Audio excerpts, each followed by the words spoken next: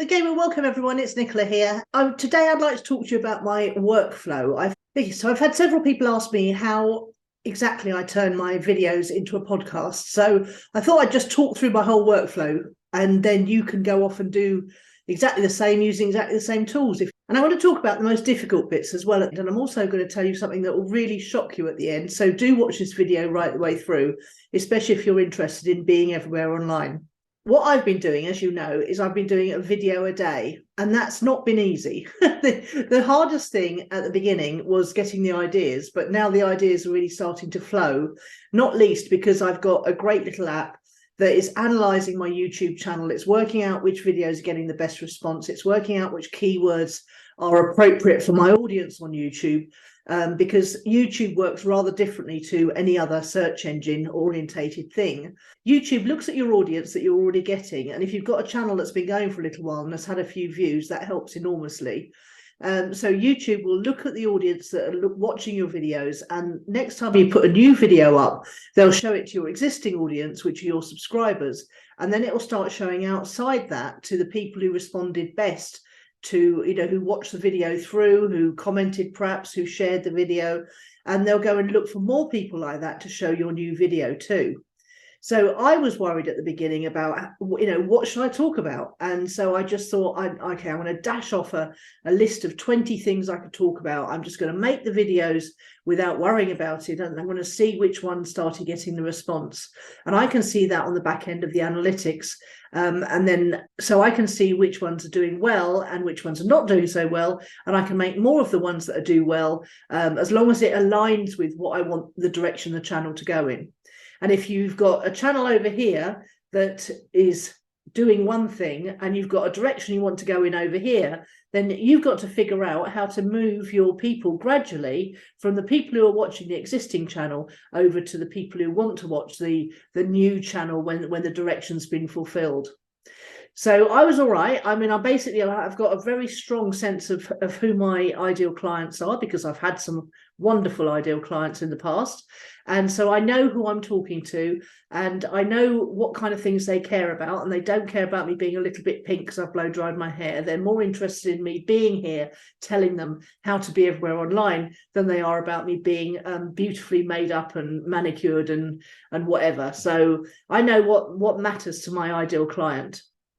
And I know who they are, and because I've had some of them, and I know what kind of things they're interested in. And if you can encourage people to respond to your videos, so for example, if you like this video, if you like the way how it's sounding, if you like it as we go through the kind of stuff I'm going to be sharing, then do feel free to subscribe and like the channel, and do comment, ask questions, because that helps YouTube to know who are the kind of people that they should be showing my content to. And I'm using myself as an example in this. I know I'm using the word I quite a lot. I'm very aware of that.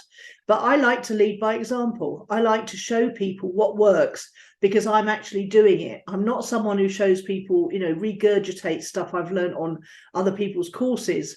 I actually put it into action, and I only talk to you about it if it's actually worked for me. I think that's why I've got quite a lot of loyal followers, because they know that they describe me most often as no BS, which is a compliment in my book. Getting the ideas was the thing that was most scary. Then you saw me working through my techie issues in the fact that my laptop wasn't so great. So now, okay, let's talk about what my setup is at the moment. I've got a very robust ring light, which is very bright, and it means that I can record at any time of day, which is good because I get inspired at all different times of day. So I didn't feel at all inspired earlier. I was thinking, I don't need to do a video today, but I'm getting to the point now where it's starting to feel like a habit. And it's starting to feel like a good creative output habit. And it's starting to feel like I want to do a video a day. Whether I'll slow that off perhaps to 3 a week later on is another matter entirely, but we'll see how I go. So I've got a great long list of 37 topics to talk to you about, and I've only just scratched the surface, really. I'm also using this amazing little app. So it's looking at who I've designated as my competitors and seeing what's doing well for them. And it's bringing me a list of suggestions for things that I could talk to you about. The fear of running out of ideas has gone away largely. And then I had the techie challenges, which I started to talk about and then got distracted from again. So the first one was the lack of a good camera. And as you know, I tried a webcam that sat on top of my laptop, and it just made everything further away, and it gave it a very blue light.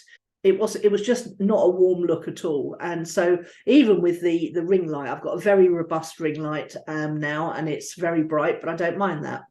And I'm using my iPhone as a camera, and there's a little app on the iPhone that I've got, that a free app, and it enables my computer to use my phone as a camera. And we all know how good iPhone cameras are. It's absolutely brilliant with the bright light and the iPhone camera, and it goes in through Zoom, and it makes the Zoom I've got a meeting set up, nobody else is invited to the meeting, and it's just recording. Now occasionally the sound goes a little bit out of sync, but all I have to do at the editing stage then is just separate the visuals from the audio and just drag them about a bit and to realign it. So I'm using Zoom to record through my phone. I've got a ring light. I've actually got, as you know, because I waggled it about the other day, here we go. I've actually got a very good mic, but I think it was about 100 quid. My kids bought it for me for Christmas one time. You can use earbuds. They're pretty good too. You can use a lavalier mic, a lapel mic that sits on your top. So really not a lot of kit required.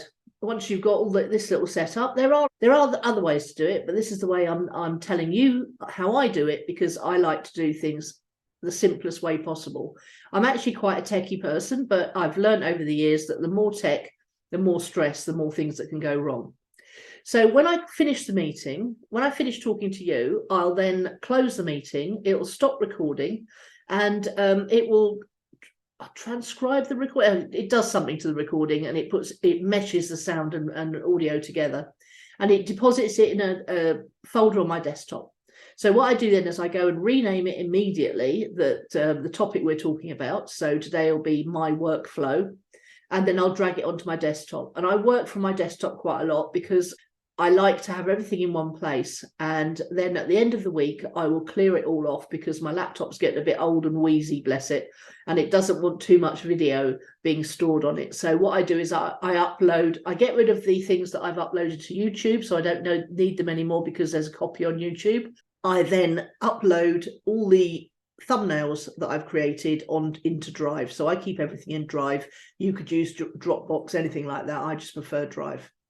So now I've got a raw file from Zoom, and it's got audio and video, and it looks just like, what's happening now. I'll import that into Camtasia. I use Camtasia. You could use iMovie if you're on a Mac, or you could use, I think it's Windows Movie Maker.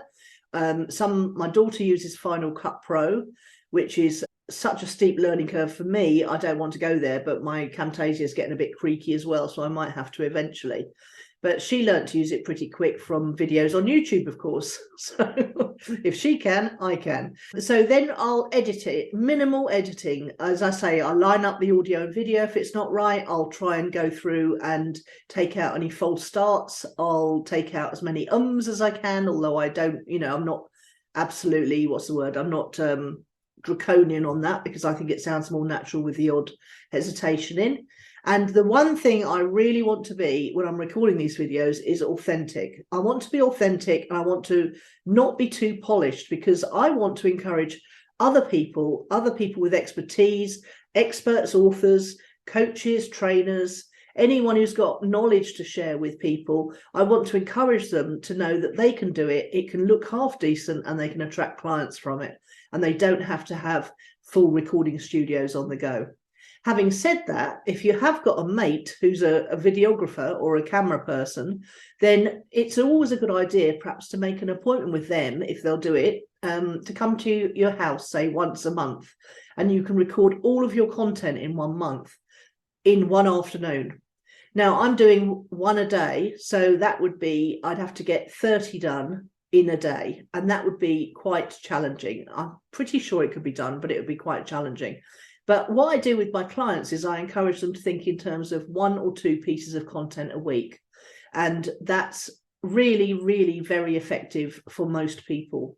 So they'll sit down and in an afternoon with a decent camera person, and they will just record 4 or 5 bits of content. I would say record 5 or 6, so that you've got a bit of an overlap and you can start to build up a bit of a time buffer.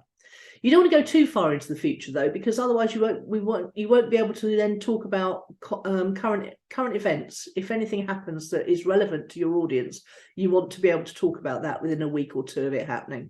So I would say literally just record 4 or 5 pieces of content every month, and then you're fixed for the next month. So once my file is edited, before I export the video version, I'll export the audio version. And that's just another setting on your editing software you can export as audio. And I do that because on the videos, I like to have the ident at the end with the swirly thing. And it's a bit annoying if it's on a podcast. So I'll tend to export the audio before I put the ident on. The other thing I like to do is I like to put my thumbnail in at the beginning of the video. Some people don't do that. They start their talking straight away. But I've noticed that if people share from YouTube and your video has a thumbnail, it will often share effectively across social media. But sometimes it doesn't. Sometimes you don't get the front screen being shared. So you'll literally just have a picture of someone sitting there in front of a camera like I am now. And that's not very enticing when you're sharing on social media. So I just drop in the thumbnail that I'm going to create for this session, and I'll put it in for just 2 seconds, so that should it get shown, should it get shared across social media, that thumbnail is the first screen that will be shared, so people will see what the episode's about. So I drop in the thumbnail, then and the ident at the end. I got the ident made, I think it was on Fiverr. So it probably just cost me $5 or $10, and it's got a little URL of my training course on there, so it's never going to be forgotten. If I haven't made the thumbnail by this stage, I will make the thumbnail and drop it in before I export the video version. I've now got the thumbnail, the original video, the edited version of the video, and the audio, and it's all sitting on my desktop. So then I'll go over to YouTube and I'll upload the video. I'll put in the title and description. And I've got my YouTube set up in the default settings part of it, which is in settings, default uploads. And I've got that to have everything except the first paragraph uploaded each time, because I like to keep it, with all the sort of links and all the content that I like to be uploaded. And all the content that I like to be uploaded all at once. I'll give it a title and description, and the last paragraph of the description will all have the 2 or 3 keyword phrase in. And the file that I upload is also called that 2 or 3 word phrase, so that it's telling YouTube what the main thrust of the video is. So, for example, I haven't decided what I'm going to call this yet, but it'll be something along the lines of my social media workflow. So that the YouTube will know from all the different things, like the thumbnail being called that, the video being uploaded being called that, the title having it in, the first paragraph of the description, the last paragraph of the description, and the tags. And they'll all have that key phrase in. So YouTube, which is owned by Google, so actually Google search engine does come in here to play here. They will all know what exactly this video is about. As well as setting the tags, I'll have to set the end card, which is the thing that shows, when you finish a YouTube video, other suggestions come up. I haven't ever done that, and I can't believe I haven't ever done that, because it's such a great way of keeping people on your channel or keeping people on YouTube, because the things I've chosen are to show people they might enjoy is the latest upload, the marketing playlist, and there's an option for YouTube to choose the best video to show that particular viewer. So they'll take a video from your back catalogue, and if they think that viewer will enjoy one of your videos most, they will put it on there, and it will be personalised to the viewer, which is really pretty amazing, I think. You have to then, at this stage, you have to decide if you're going to publish straight away, which I would never recommend. I always publish an hour after I've uploaded to give YouTube time to process the video and for it to be the best possible quality that YouTube can offer. It also gives YouTube time to the automated subtitles and captions. The artificial intelligence for that can get going. And so by the time anyone watches the video, there's most likely time for the captions to be on there as well. If you want to make your video into a premiere, which means that it will get shown on the home page of all the time that you're live, you can choose to do that now. And you can also choose which sort of, the whole 2-minute countdown thing, which gets a bit of excitement going. You can choose different versions of that music and the graphics that show. I always choose the funky version because I like that best. But don't choose Premiere if you're not going to actually be there. The whole point of Premiere is that you're going to be there in the chat, ready to answer questions. Now, I'm not getting enough viewers yet so that anybody really turns up straight away. Although 2 or 3 people generally watch the video with me. And I always say that I'm there for any questions. So I welcome people, put little pin notice, welcome people and tell them I'm there to help with any questions. But nobody's asked any yet. But I anticipate as my audience gets bigger that I will get more questions in the chat. Oh, the other thing I do at that stage is I take the link to share the video and I go over to my mailing list and I set up a campaign in ActiveCampaign to send out just about the same time as the video goes live, whenever that's going to be. That guarantees a certain number of views within the first sort of hour or two.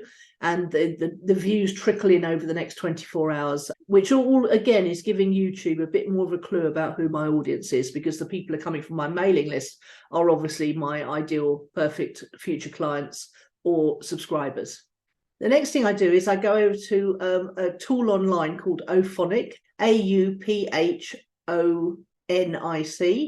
and I'll upload my audio to Auphonic. I've got a preset production set up there. So basically I've got Auphonic connected up to my drive, and in the folder in my drive, it's got my intro and my outro to my podcast, and Auphonic will then take it and they'll put the intro and the outro on, and they modulate the levels. As it's in production, it modulates the levels. So no matter how loud or quiet your audio is on your video, now if you're using a decent microphone, it should be a decent level, but it'll actually make sure that the intro and the outro are the same level as the audio on your video. So if you were doing an interview, for example, that might be where someone is a bit quieter. So Judith and I used to do our podcast, and sometimes one or other of us would be quieter than the other. And what Auphonic does is it brings all the level up to a decent level so they're compatible. And that makes it a lot less painful for the listener. Also uploaded in Auphonic is my podcast artwork. So I only have to upload it once and it's there forever. Again, when we did Own It, the podcast, we used to have a separate thumbnail for each episode of the podcast, but I don't do that anymore because it's just really not worth it and it's too much. I'm always balancing the work reward ratio, and the work reward ratio is not right on that one, so I don't do it for the Clicks and Leads podcast. Once it's finished the production in Auphonic, which only takes literally a couple of minutes, I'll then download the equalized version, if you like, to my desktop. So I've now got on YouTube, I've got the final edited version of the video with the thumbnail. I've got the final edited version of the audio on my desktop with the sound equalized, so it's ready to go now. So I then, right, this is where what I do diverges from what I'm going to tell you to do. What I would do if I were you and you're just starting out is I would go over to anchor.fm. Now, Anchor.fm is an online free podcasting service, and it's really easy to use. And in fact, on Anchor, you can actually upload your intro and your outro, and then the different parts of your podcast. Say, for example, you've got the first half of your audio, and then you want an ad in the middle, and then you've got the second half of your audio. I don't do mid-roll ads, but you might want to. And by the way, if you're going to advertise anything on your podcast in the early days, let it be your own product and service. That's what I do, is I upload it to my Libsyn account, because that's who I've been using since God was a lad. And the good thing about Libsyn is they fire it out to a lot of places like iHeartRadio and lots of places that I wouldn't get to myself. check out what Anchor do. I know that Anchor feed out onto things like Apple Podcasts, and that's really the main place you need to make sure you're going. Just go and check out, and there are other podcast hosts, but I can't recommend them because I haven't used them. So if you want to go and check out which one you might want to use, it's basically somewhere where your audio is going to be hosted, and it will feed out to all the other podcast platforms, and they'll handle if you suddenly get very popular, you'll need a podcast host platform that's going to be able to handle all the extra downloads, and it needs to be fairly robust if you get popular. So that's great to think about that in advance, isn't it? How popular your podcast is going to be. So then what I do is when I've got the final version from Libsyn, because it goes through a few more stages on Libsyn, nothing you need to know about, I will then take the podcast player that Libsyn generate. I'll take the code from that and I will put it into a blog post on my website. I spent a very fruitless week a couple of weeks ago trying to work out why my podcast wasn't working, why I wasn't downloading to Apple and places like that. And I was only trying to set it up on completely the wrong website, because I hadn't done it for about 3 years and my VA used to do it for about 3 years before that. So I hadn't actually personally set up my podcast episodes to go out for about 6 years. And it was only when I was going backwards and forwards with the support guys from Libsyn that I finally realized I was trying to set it up on the wrong damn website. So there you go. It happens to the best of us. So yes, so what you could do is you could upload your stuff to Anchor, and then you could literally just get the Anchor code for the player. There'll be a little snippet of code that you'll be able to come over and put it in your website. So each piece of content now is on YouTube. It's going out as a podcast onto all the podcast platforms. You're now sharing it onto your website as a blog post, and you use the thumbnail that you created earlier for the featured image for the episode. That's really good fun. I use Canva to make the thumbnails. I didn't mention that before, but that's where I go. And what I do is when I'm editing the video right at the beginning, I look for where I'm doing something like waving my arms around or doing something like that, or gesturing. So my workflow, what could I do for that? Let's just say I could. Oh, I don't see it. Manky old diary. That's looking very grim.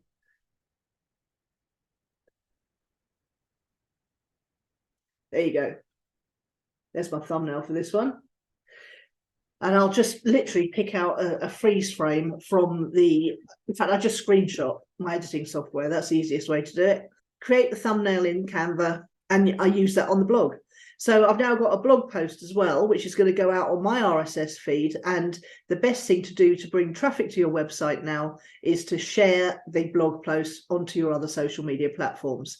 So what I would do then is I would share it onto my Facebook profile. I would share it onto my Facebook page. I would share it onto my LinkedIn profile. I will then create a square version of my thumbnail, which actually I think Canva does automatically if you're willing to upgrade to the pro version, which I'm a bit too mean to do right now. So I just jig around the elements so that they're in the middle of the thumbnail, so that I can upload it to Instagram and Twitter, in fact. So it uploads to Instagram and Twitter as a square thumbnail rather than a sort of widescreen one.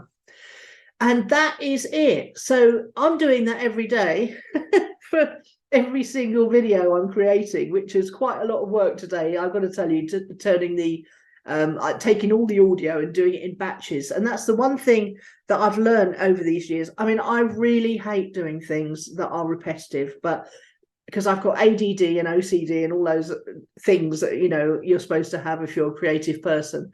But I have actually got the capacity, once something is in a workflow, to sit and relentlessly do something over and over again. I mean, I'm not good with numbers, so I was numbering these episodes, and then I found out to my relief the other day that Apple doesn't like you to number your podcast episodes, so I've stopped numbering them. I'm just literally uploading them with just the topic on, and that's absolutely brilliant news for me, because I just was muddling up the episodes numbers, something shocking. It was really quite painful. So, of course, we've got all this written down because one of the things I first get clients to do when they join me in Clicks and Leads Academy is to work out what processes they do on a regular basis, and can they film themselves can they film themselves doing those processes on Zoom and, you know, recording their screen? And then have they got a virtual assistant they can pass those recordings off to create standard operating procedures? Because the one thing you don't want to do as you build your business is to become dependent on just one person to do the work for you. Because the good news, this is the really big shocking thing that I'm going to tell you, and if you've waited around till this bit, you know, you're going to be sitting there thinking, oh, I don't know if I can do all that. Well, the point is that you've either got to pay for your traffic to come and get your eyeballs on your offers, or you're going to have to work for it. And I've got plenty of time at the moment, so I'm working for it. And I'm actually just going through my standard operating procedures at the same time and updating them, because of all the back end on some of the technology, like at Libsyn, has changed. So I'm making sure that all my standard operating procedures are correct. And that means that I would then be able to hire someone, and I would be able to outsource 99% of this.